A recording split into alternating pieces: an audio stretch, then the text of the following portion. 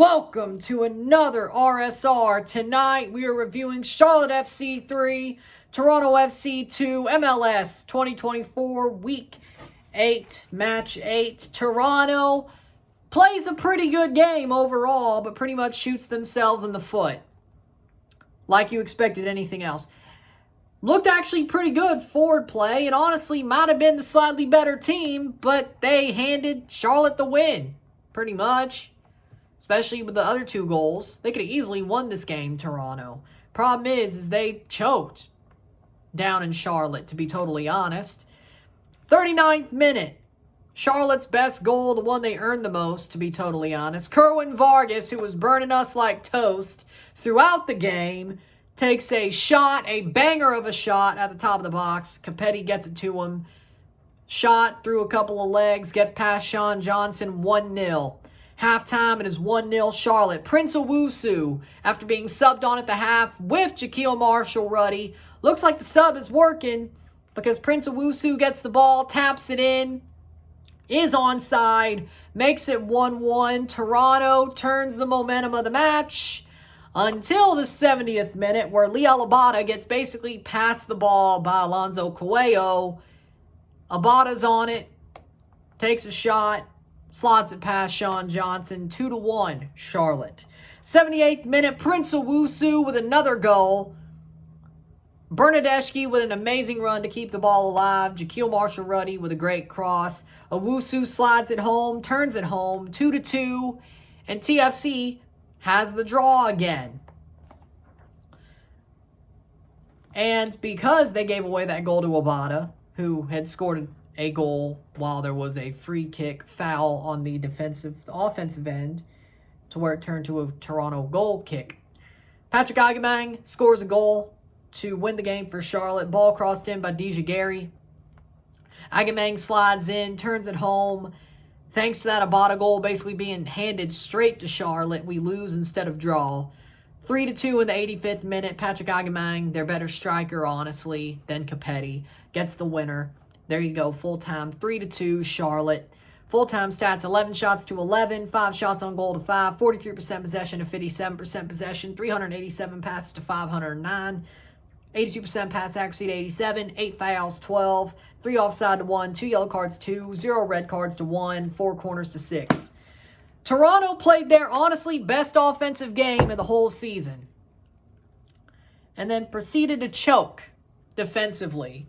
Their defense has played like utter crap for the past couple of weeks, to be totally honest. And this time it wasn't wonder goals beating them, horrible defensive play. No, they shot themselves in the foot this time. The Kansas City game was wonder goals. Didn't close anybody down. Gavron couldn't make any of those saves either. The Vancouver game was we played like crap. This one was we handed them the goals. Especially the last two, and especially the second. We handed them those goals. Charlotte did not give up at all. Big props to them, but you can't let a team as talented as Charlotte is, especially with Abada, have a chance to take the lead easily, score easily. You can't do that. Or with Agamang, you cannot do that. And that's the problem, is Charlotte's a very good offensive team, especially with Liel Abada and Agamang on the pitch. With Enzo Capetti, it's questionable.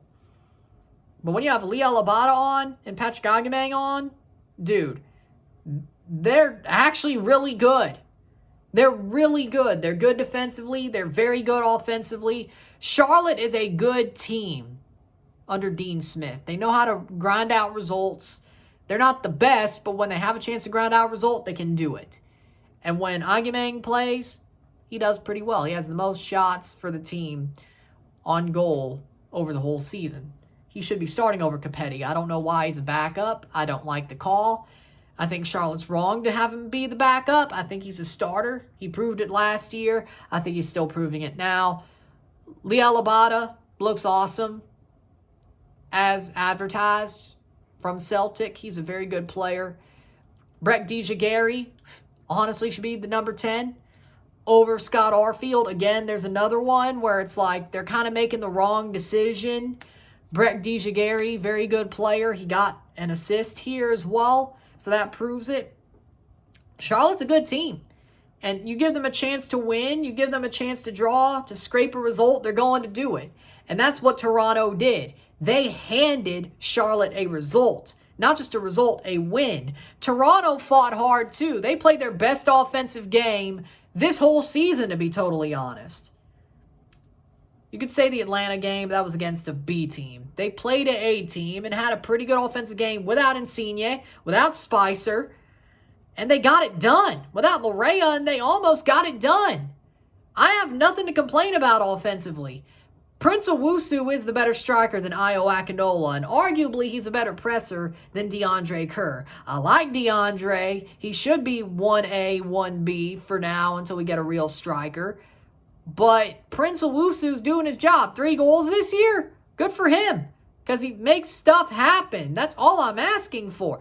Bernadeschi had some really good play. He still hasn't got a goal yet, sadly, because he's kind of forcing it, but he still made some really good plays. Oso, I think he's a pylon offensively. That's like my main critique of the offense. I think Oso is not good anymore.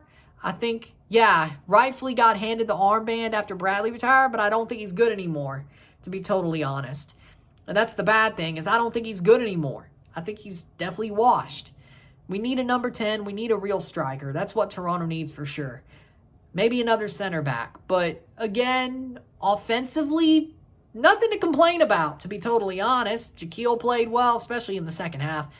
The energy was Toronto's. I think they were slightly the better team.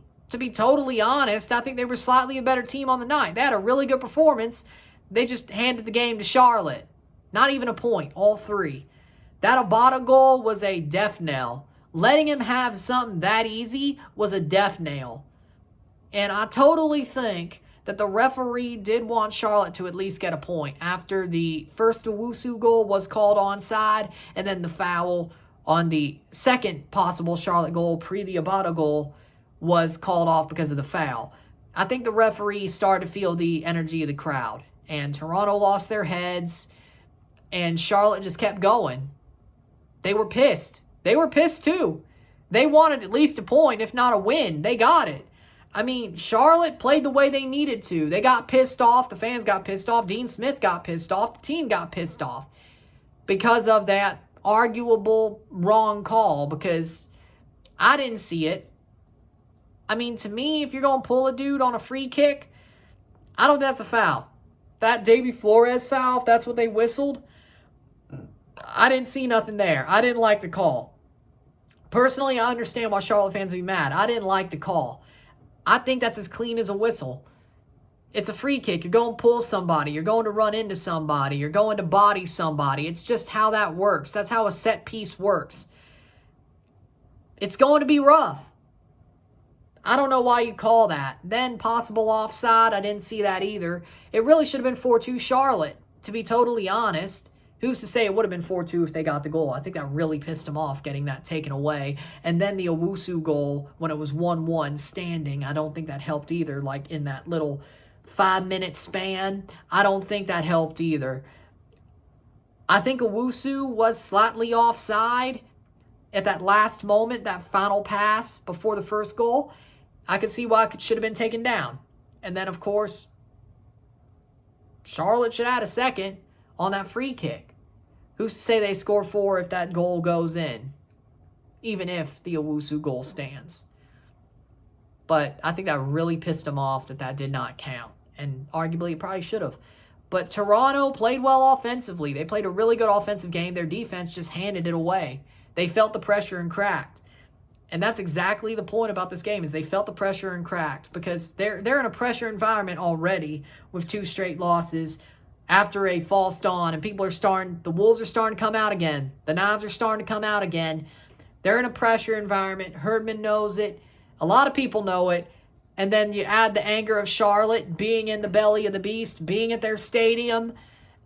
I just think it was meant to go this way, to be totally honest. We're still in a playoff spot as of now. We're still in 9th place. We're in the wild card slots. We play New England next week at home. If we're going to bounce back, that's the moment to do it. We didn't play too bad, but we definitely handed the win away. To be totally honest, Charlotte did what they had to do. And that's my big point. Toronto, they let themselves lose. It's not the worst loss of our three straight losses, but it's definitely hard to take because they handed it away. Player of the game, man of the match for me is Prince Owusu, because I don't think anybody on Charlotte really deserves it besides Kerwin Vargas. And Prince Owusu had a man of the match performance, and Toronto pissed it away.